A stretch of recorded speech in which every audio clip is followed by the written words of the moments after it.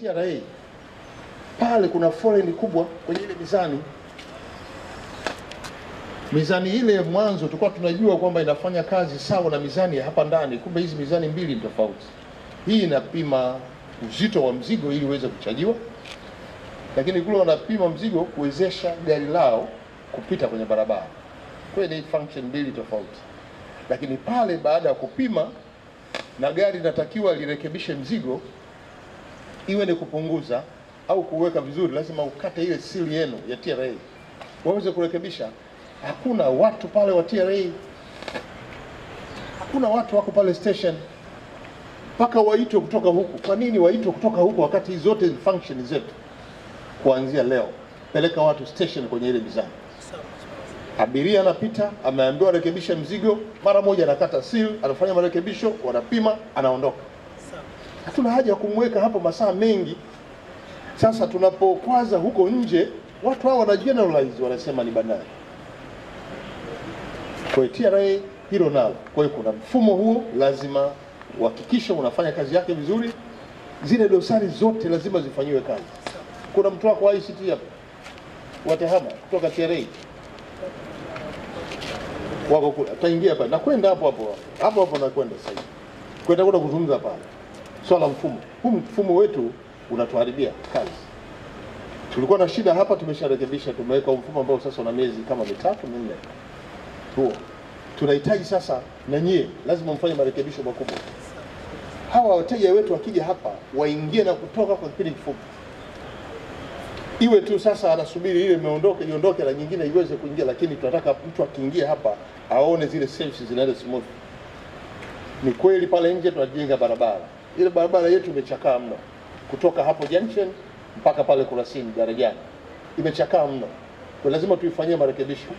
Na wakati mwingine mizigo ambayo TANROADS wanasema imeshake ni kwa sababu ya barabara zetu. Kwa sababu wenyewe wanapima EXO kuona kama mzigo umesogea huko, lazima hii kwenda mzigo unatoka nyuma unasogea mbele. Akipima huko mbele anapata penalty. Kwa hili nalo tunalifanyia kazi kwa kujenga hiyo barabara. Kwa hiyo tumetengeneza barabara moja tu ambayo inaingia na magari yanatoka kwenye kupitia barabara moja. Hilo nadhani tunalikamilisha hilo, tukishajenga barabara tutamaliza. Lakini pia uwekezaji ambao tunaofanya hapa kwa hizo maeneo yote matatu ambayo yametamkwa kama yanawekezwa na kupunguza maeneo haya yote tutamaliza. Tutakapomaliza hapa, wateja wetu wataingia hapa na kupata huduma smooth. Management, endeleeni kuimarisha huduma za bandari. Ndio sura ya eneo hili lote. Lazima mzungumze lugha ya uwajibikaji.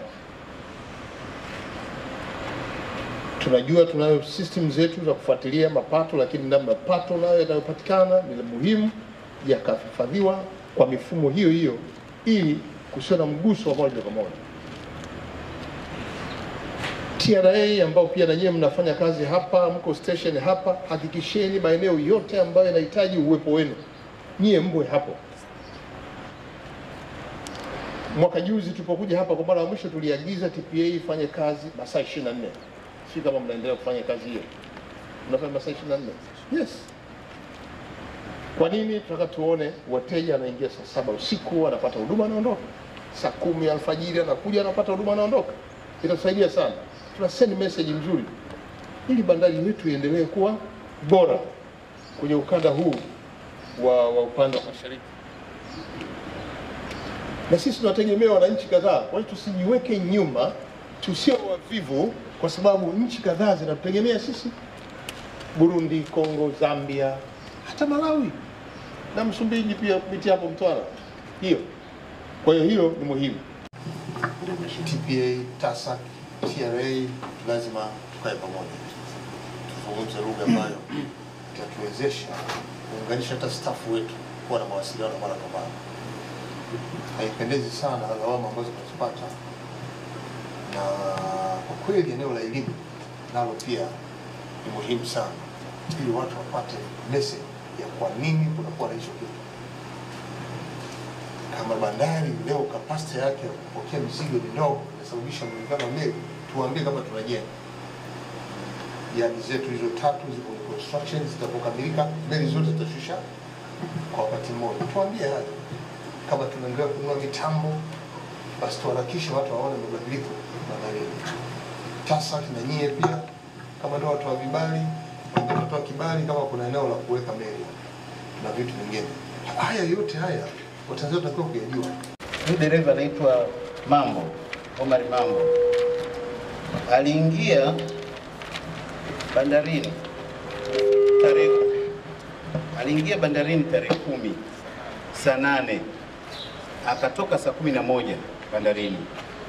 Lakini pia document hizi zinatuonyesha kwamba alipita Misugusugu Jumapili tarehe 9. Ni checkpoint ya Kibaha. Hapa alikuwa tarehe ngapi? Hapa alikuwa tarehe 10. Tarehe 9 saa 8 usiku Jumapili alipita Misugusugu. Akaingia hapa tarehe 10. Ndipo aliporuhusiwa dokumenti zake, maana dokumenti zake zilikuwa tayari tarehe 10. Saa 10 na dakika 38 akashusha, akaondoka saa 11. Ameshusha na akaondoka. Shusha saa ngapi? Saa 11. Na ameondoka saa 10.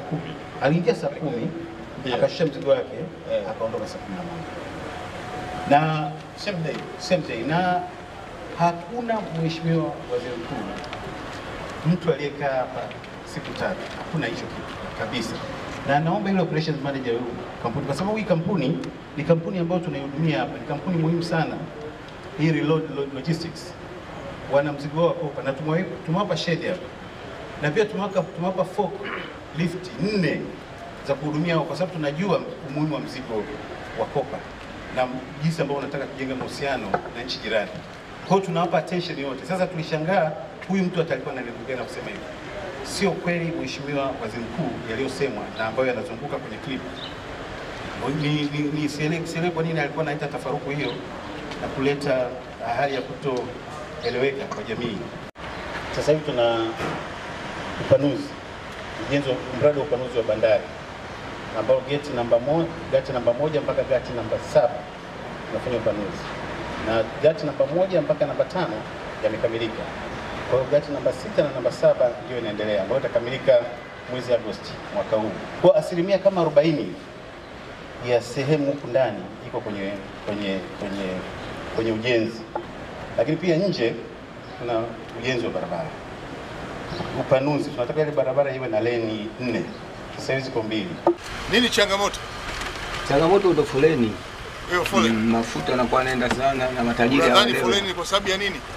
Naona kwa ajili ya ujenzi na mzani, kwa sababu magari mengi yanatoka hapa na kwa ni mzani unaitesa. Pale mzani tumeweka njia 2. Kulia na kushoto. Ndio. Bado kuna foleni kwa sababu hiyo? Foleni inakuwepo. Unadhani kuna shida gani kwenye bandari yetu? Hamna shida. Umeenda vizuri? Umeingia vizuri. Na kurudi vizuri. Aha. Hii process haina shida ya kupima mizigo kama hapo kwenye mizani? Sijapata shida. Wala njiani kuna usumbufu wote? Sijapata usumbufu. What's the challenge in our port? Anyway, this is my first time. I didn't see any challenge here. In some other port where when we go to Mozambique, we can spend maybe 3 days, 4 days, 1 week. But Tanzania? It's very fast. Yes, I like it. Thank you. Good. Thank you. We appreciate it. Thank you. Welcome again. Thank you. If you have another businessman, please invite Tanzania. All right, thanks. Good. Thank you. Thank you.